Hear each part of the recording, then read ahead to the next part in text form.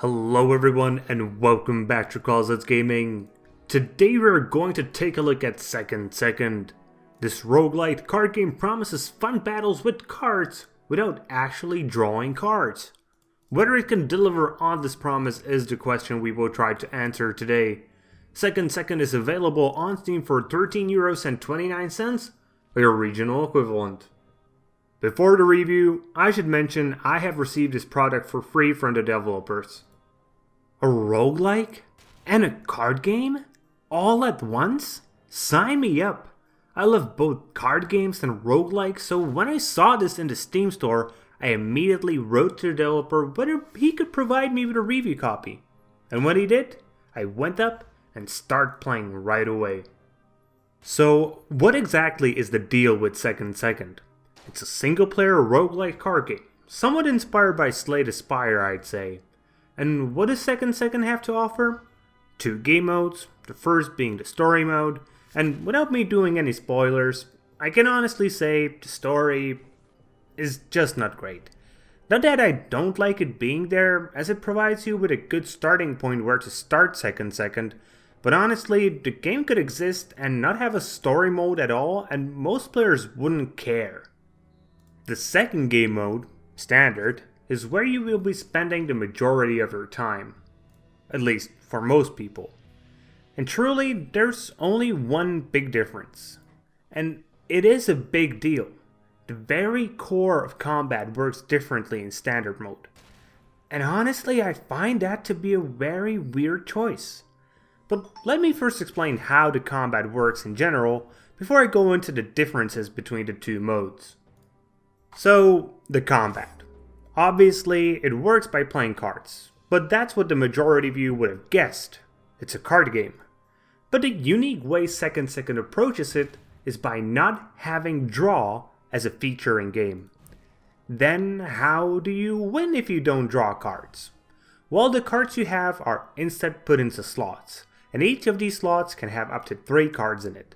And the cards themselves have a limited number of charges, so you need to plan your battle pretty well.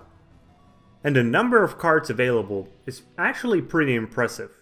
There's over 1,000 cards for you to find in game, and I can guarantee you will need a lot of time to discover them all. Plus, each of the cards is available in one of 4 different qualities. Now wait a second, I can already hear some of you saying, that means I have to grind out legendaries to beat the hardest bosses. And well, you're not totally wrong, but it's not a lot of grinding, and that is thanks to a very elegant solution in my mind. You can upgrade the cards you're actually using instead of relying on random drops. And yes, there will still be some grinding, as to upgrade a card to a legendary you still need another legendary to be destroyed in the process. But honestly, it doesn't take as long as you might expect. Now on to the real combat itself. You cast cards, some of them deal damage, some of them apply status effects, some of them combo off of each other, other cards heal you or provide shields. You know, the typical.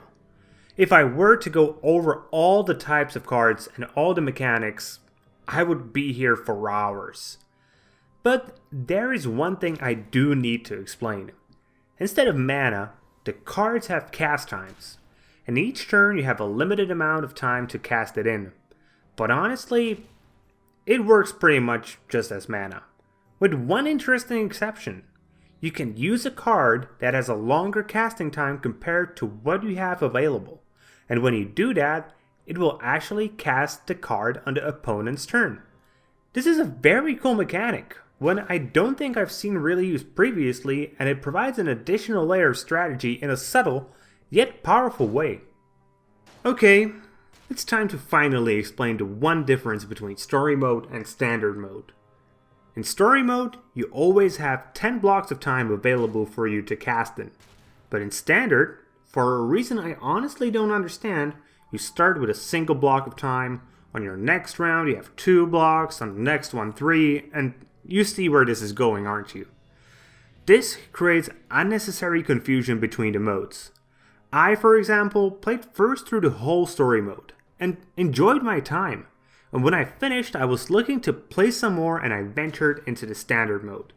And I was utterly confused, as over the course of the story mode, I've gotten used to using certain combinations of abilities when I started a new campaign. And suddenly that just wasn't an option. Plus it makes the standard mode actually much harder compared to the story mode, especially in early levels before you get access to powerful abilities. Seriously, in standard mode I have died many times to the very first enemy. And not because my tactics was wrong, just because the random enemy that was generated to face me had a set of cards that weren't beatable by the cards I had access to. This really shouldn't be the case. And I guess it could probably be by design to make the game appeal to hardcore gamers. But hardcore gamers don't want bullshit RNG killing them. They want skill to matter. And in a game where you randomly get abilities and sometimes you just get abilities that do shit. That's not hardcore. That's bullshit. And it's also bullshit placed in a very unfortunate spot. It's in a place where you should come for replayability. But honestly, I would much rather play story mode over and over because the story doesn't matter and there is so little of it. And apart from this one feature, the modes are exactly the same. There is also one more problem the game suffers from. A weird combination of too much and not enough information at the same time. I know, that sounds like a statement that makes no sense, but listen. The amount of mechanics in game is absurdly high. Seriously, if I go only through the mechanics that are available at you start and pick a character, there are 27 different mechanics. Each of them with their own keyword, graphics, or whatever the developers decided to use. Plus there are other cards that you can get during your playthrough and those bring more mechanics. Yes, some of them are very basic, but some of them are pretty ridiculously complex, and even if you read their tooltips, they aren't always super clear. But how does it all feel when you put it all together? Well, it is fun, once you get into it.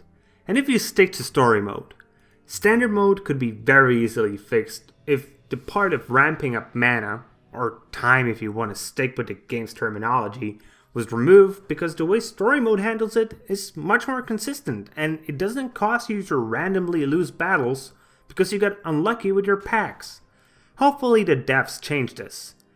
Otherwise, it's just a matter of familiarizing yourself with all the mechanics, and once you do that, you'll have plenty of fun. Okay, time to look at the graphics, which are gorgeous. Seriously, it's wonderful looking.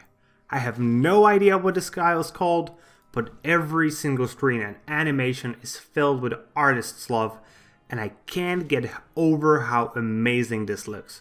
For me personally, this is one of the contenders for the most beautiful game of this year. Great jobs in the visuals, guys. In terms of music, meh. It's there, it's okay. I won't listen to it in my spare time. Performance-wise, yeah, the game runs well, but what would you really expect? It's a 2D turn-based game. There is one weird issue where whenever you start a game, it always shows you the tutorials. Luckily, you can click many times and it just goes away. Still, get this fixed, devs. It's annoying. So, in conclusion, Second is an interesting addition to the card game market. It has several unique mechanics, and it is fun to play. Thus, you may think I will recommend it without a doubt. But it has its issues. I feel the standard mode needs to be fixed in one way or another to feel less random, and something like a little encyclopedia that would explain all of the mechanics to you in more detail would go a long way as well. But the real reason I can't give this game an easy pass is the price. While the value you get is pretty much infinite as you can just play it forever, it will eventually run its course. But it needs only a small discount. Just make it go under 10 euros and then go for it. Oh, and one more thing. The game should eventually see a release on Android as well, At least that's what I see on the developer's webpage, and I feel if it's under the $10 there, I will go for it, because there currently isn't a better single-player offline card game for Android that I know of. So that's it for today, guys. Hope you liked the review, and if you did, please consider giving us a thumbs up here on YouTube and subscribe to the channel. And comment if you have anything you would like to add. See you guys later with more gaming content.